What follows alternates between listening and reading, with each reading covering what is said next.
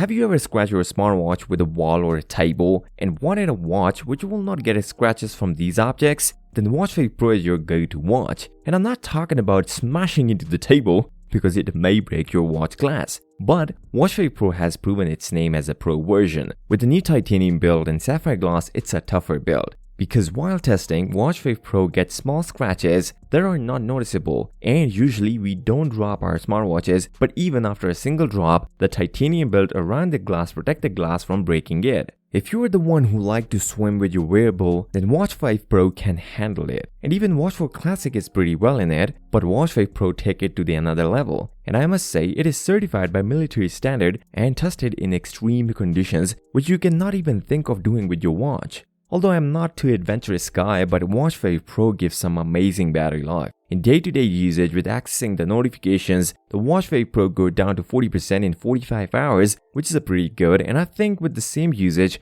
I can get around 4 days of battery life. And if you are not getting these numbers, then you can try disable GPS while not using it. That will help the battery life. Now Watch 5 Pro will going to charge in around 2 hours and 9 minutes.